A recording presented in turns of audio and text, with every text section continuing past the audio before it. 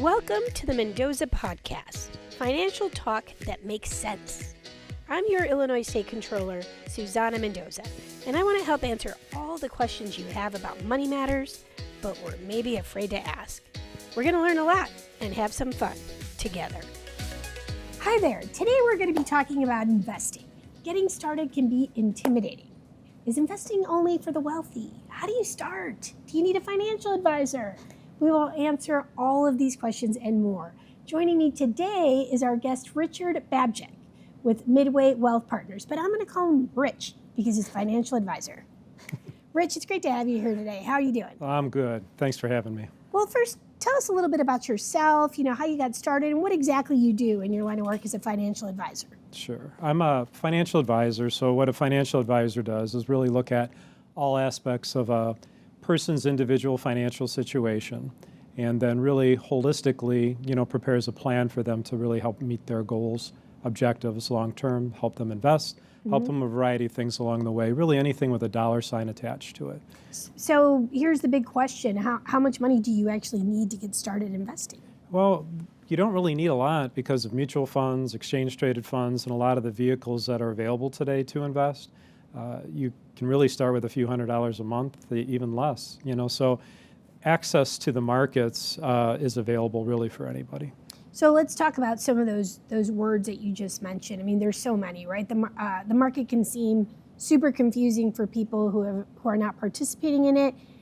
Things like bull market, bear market, like what's the difference between those? The Dow, S&P 500, NASDAQ, IPOs, right? People go, pfft. And there's lots of terms to understand. So what are the basics, basically, that everyone should try to at least learn? Well, I think, there is a lot of jargon, with the industry just in general, and really educating yourself a little bit about some of the basics of that, is definitely very, very helpful long term. We'll go through all types of markets, bull markets, bear markets, changing in markets, a lot of changes right now, a lot of volatility right now based on everything that's going on. But really, when you narrow it down, it's really having the discipline to have that plan and strategy in place, and a financial advisor definitely can help with that, but really to achieve what your goals are. And a lot of that noise on the outside, really doesn't really matter, if you're focusing on your long-term goals. So, for example, for people who may not know, I mean, we know it, but again, going back to just the average person out there trying to get by, and I always tell people you should be investing because that's letting your money work for you instead of you working so hard for your money. But folks who are working in, the daily grind, who aren't investing are really missing out on opportunities. But when we hear in the news, what's a bull market, for example? Why don't you describe that? So sure, bull market is when stocks are generally going up, over time. Bear market when stocks are going down over time. Bear market is going to be considered a 20% drop or more from a high to a low. A correction would be something less than that, anything over 10%.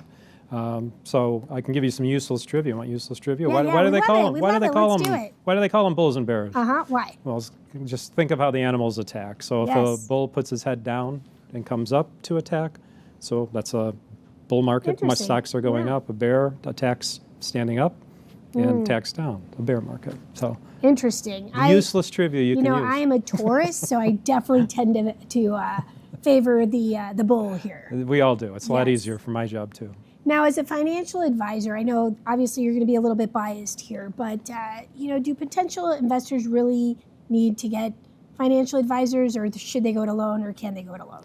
You can certainly go it alone, and especially when you're starting out. An advisor, when you're first starting, doesn't add as much value. As you gain assets over time and things get much more sophisticated over time, the opportunities that an advisor can bring you can't really do on your own. When we're talking about things like bulls and bear market, we're only talking about things like are in the public markets. There's private markets.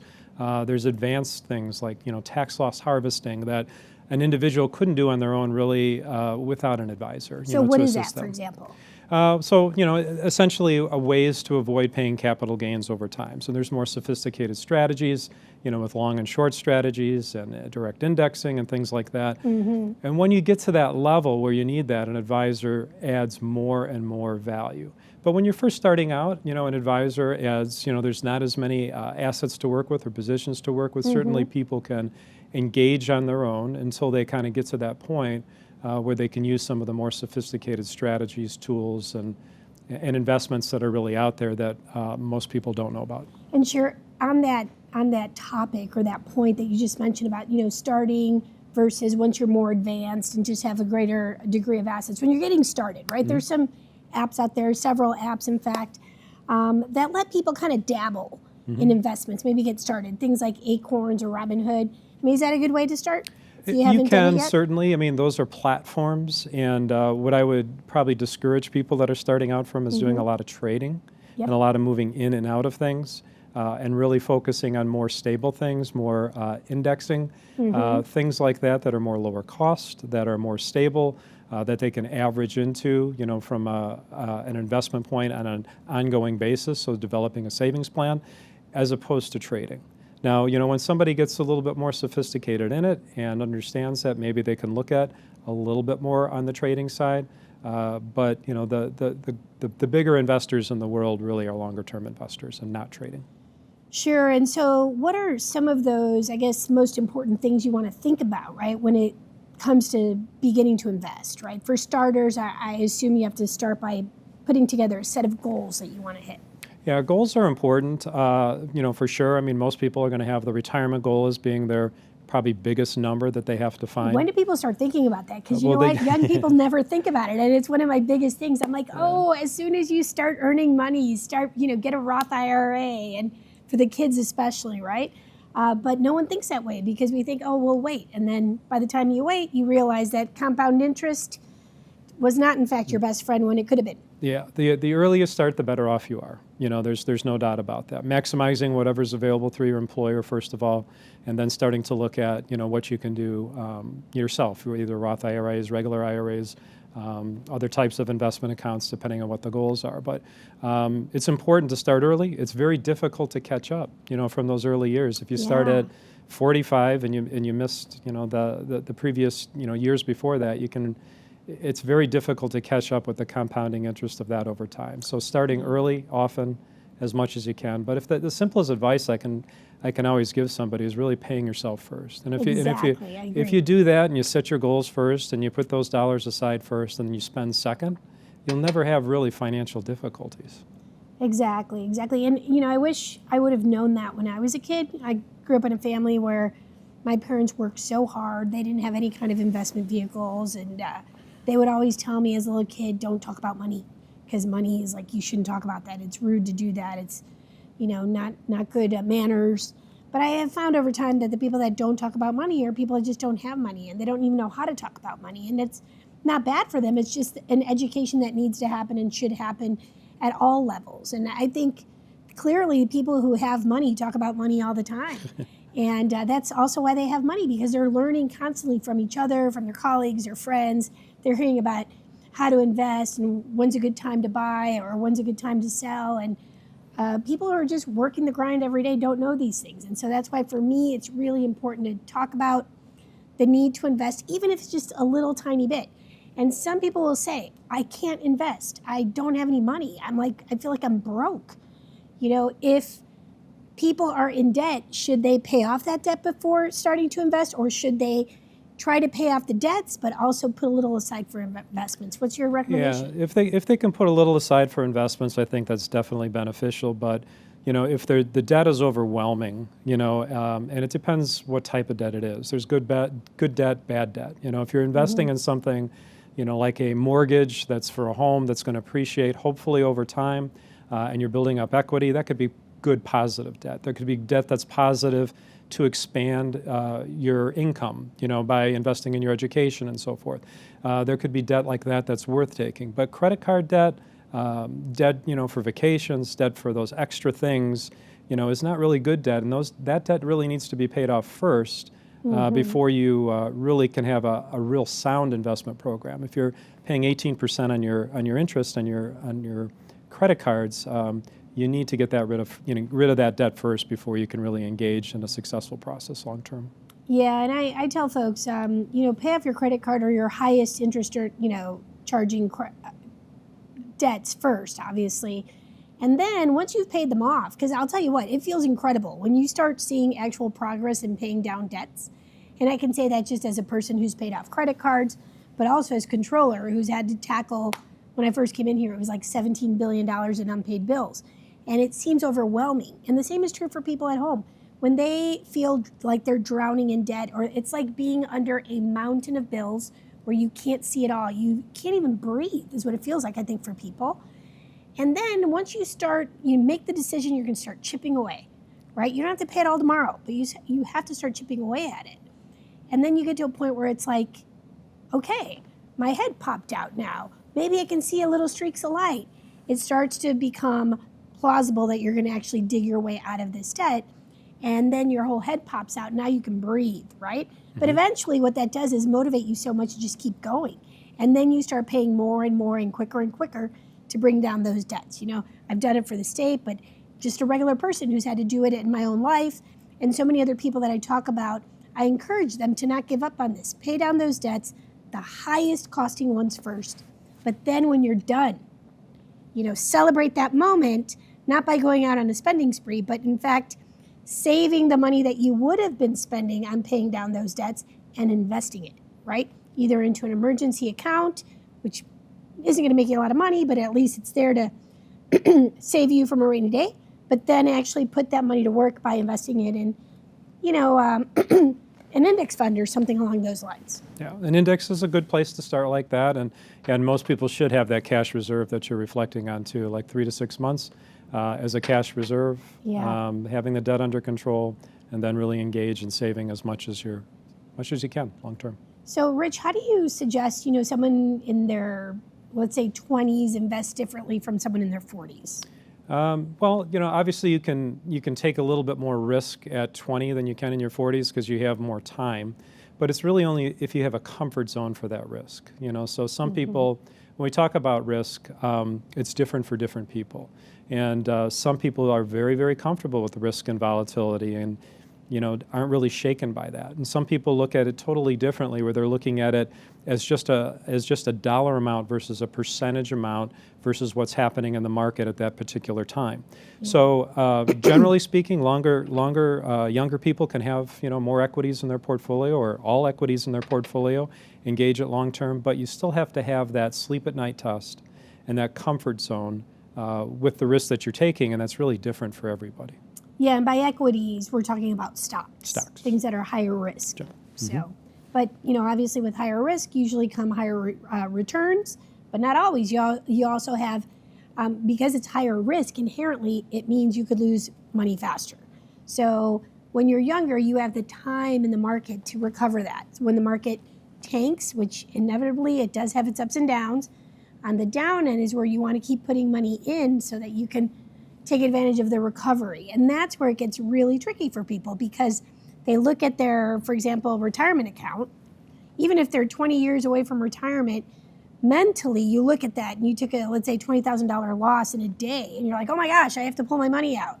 That's the worst thing that you can do in a situation like that, correct? Correct, definitely. And having money going in over time like that also helps you kind of average down your risk. And a lot of people do that, with their 401k, let's say. Yes. And they have money going in every paycheck. They're essentially averaging into the market by investing each paycheck like that. And that helps alleviate some of the volatility of the market. And most people should be doing that outside of their 401ks, but not everybody does. Right. Sometimes they're waiting to accumulate a certain amount of money. But again, once you have the strategy that's based on your goals and you're continually to fund those goals, that helps reduce risk over a period of time as well. Got it. Now, what are some of those common mistakes that young people make or beginners, not necessarily young people, but just beginners, when they first decide I'm going to get into this? What are the most common mistakes you see when it comes to investing? Yeah, well, number one, especially because it's timely right now based on everything that's going on, is just, with the volatility in the market, is really stopping a strategy, exiting the market, and not sticking with a plan. And these, like you've said before, these a lot of times present really good buying opportunities for people, and making sure that you're continuing to add when things are not going as well. And people don't always do that. So the biggest thing that I see people, the biggest mistake that they panic. They panic and they say, things are down, I've lost this much. Well, you really haven't lost this much if you haven't sold. And people just are looking at it on paper and statements, and they just panic, based on the results that they see. and really not looking at it like, well, really, I'm not touching this money for 20 or 30 years anyway. What does it matter what it is today? And this is just, but it's the same sense. It's like when you go to if you're going to the store, you're shopping on, whatever place you shop on, and all of a sudden something is full price, but the next day it's 20% off, and it's like, well, I'm going to wait till it goes back to full price to buy. Most people wouldn't do that, but yet they think that way sometimes with their investments, and that's a mistake that people definitely make. That is a great analogy. Yeah. I've never heard someone break that down so simply. That was really, really solid. And yes, I always take advantage of buying when it's on sale. So we should think the same way when making our investments. Same way with investments. For sure. Now, I'm going to take a little bit of a deep dive here. There's a lot of talk about crypto and NFTs.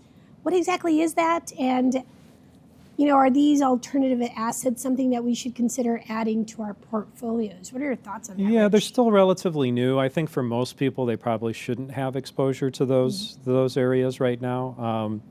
There certainly some of those areas, especially in the crypto area, have appreciated quite a bit. But it is, an alternative type digital currency. There is definitely a market for it. It's a growing market. But at most, I would think most people, maybe a 5% allocation would be something that they could look at. But for most people, I don't think it's an appropriate investment long term. Got it. Yeah. Well, I feel like we've covered a bunch of stuff today, Rich. Do you have any other thoughts or things that you think people should know when talking about, investing, whether it's, here, I have another question for you. We started off, and so let's end with this. We started off talking about young people when they're beginning versus people who are already more established, and when's the right time to find a financial advisor, right? Mm-hmm. So what does that mean in actual money or numbers or asset types? Like, when do you know you're ready for that next step? Yeah, I think it's different for different people, but when you start getting north of like $50,000, or if you have a life-changing event, you have an inheritance, you have a 401k that you're going to roll over, a job change or something like that, I think it's important to, when you have that event or if you've accumulated that certain sum of money, to really start to engage an advisor. And an advisor can really outline things like that you can do to really help maximize your situation. And then longer term, that will have a big impact. When you look at, numerous companies, the bigger ones on the street have done studies about, looking and working with an advisor and not working with an advisor. And the studies clearly, show that working with an advisor definitely adds value, especially in returns over a period of time. And sometimes that's just talking through situations like we're in now. Yeah. And, well, thank you. That makes sense. And maybe one last thing. I'm thinking kids, right? Kids, we should be teaching them good money habits as soon as, they can talk. That's my philosophy. Opening up their little savings accounts, getting them invested in some way, shape, or form. What are your thoughts, though, with like 529s going full tilt into that versus 529s and a combination of maybe like, an index fund that you could start your kids off with? Yeah, well, I think a 529 is definitely a solid long-term vehicle for college, definitely. You've got tax-deferred growth, tax-free distributions, and if you're in the state of Illinois, there's a state tax deduction up to a certain dollar amount. So that's all very, very positive. But the one thing I'll say is that, you have to balance those goals between college funding and retirement. But you can borrow money for college. You can't borrow money for retirement. Nobody's going to give you a loan for retirement. So the retirement goals tend to outweigh a little bit, those vehicles, but there still has to be a realistic split between, the two, if that's one of the goals that you're trying to achieve. Well, I feel like sometimes when you are planning, because these are such long-term investments, right? When we had our son, we have one, he's 12. The first thing I did was talk to my husband and say, well, we need to start planning for his college, right? No one told me I really should have started planning for daycare, because that's like more expensive, I think, than going to like a state university in-state tuition. It's crazy how expensive daycare is. And that's like a whole nother topic, because I do think that people should be talking to young people who are wanting to start families about how expensive it is to, have kids, but also be able to, like, forget about college. You really need to plan for daycare expenses because they're very similar to college ones. But we did, of course, start a 529. Not like the day we found out, but pretty, soon, and putting little bits in there and seeing it grow. We're not fully maxing out our 529, but we think about things like, well, what if he doesn't want to go to college and wants to start a business instead? We don't know, right? Nobody knows when your kids are little what they're going to do. So it's like a combination of kind of hedging your bets. But you also hope your kids, I think that there's value in having your kids help pay for part of their way. Like I had to earn a scholarship to go to college. My parents didn't have the money to send me to college. And if I wouldn't have gotten that scholarship, I would have had to borrow to go to college, right? Right. And I also think there's some value in putting some skin in the game, right? Because, look, if you're in a position to be able to send your college, without any kind of debt, that's fantastic, but most Americans aren't.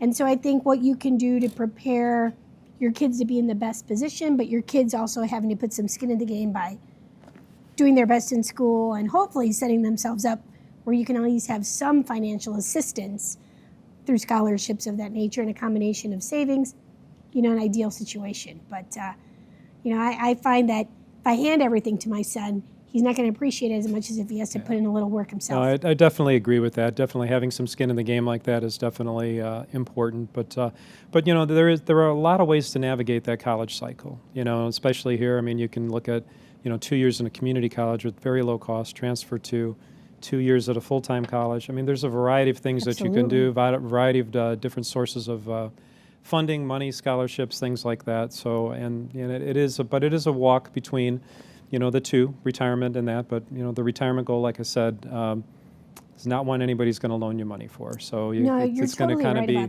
weighted towards that area. And I had to take care of my mom because my parents, like I said, they just worked really, really hard to be able to provide for us, and they sacrificed a ton. And no one taught them about these, financial tools and how to use them. And it's, interesting that I'm the controller now and I get to talk about this stuff all the time. And I know how important it is. But having said that, I've been very privileged to still have my mom. My dad died when I was very young. I was just 22 years old. And they both retired on the same day. And he didn't even make it a whole year when he had a massive heart attack and passed away. And then I became, at the age of 22, very much financially responsible, along with my oldest brother, for our mother. And I am so thankful to God. Like, I will measure my success in life by my ability to take care of my mom. But I know that I don't want my son to have to go through that. So like my husband and I, all our conversations are around us being able to take care of ourselves when it's our turn. If we're lucky enough to grow old together, right? Like, I mean, if we're still alive when we're in our 80s or 90s, that will be such a great blessing to hopefully be able to see our son grow up and have his kids and be world's greatest grandma mug on my table, but we want him to be able to, enjoy his life and be financially stable, and for us to be able to do that for ourselves as well. So I guess really that's the message. We all should be thinking about making sure that we are self-sufficient in our finances as we age. To your point, you can't borrow for your retirement, but also make sure that our kids have the best foot forward as well, and that they learn to be financially responsible at a very early age, right? So that they can be financially free as well. Yeah, I agree. There's a lot you can instill, especially with younger kids, kind of along that way and along that journey to really help, learn those lessons.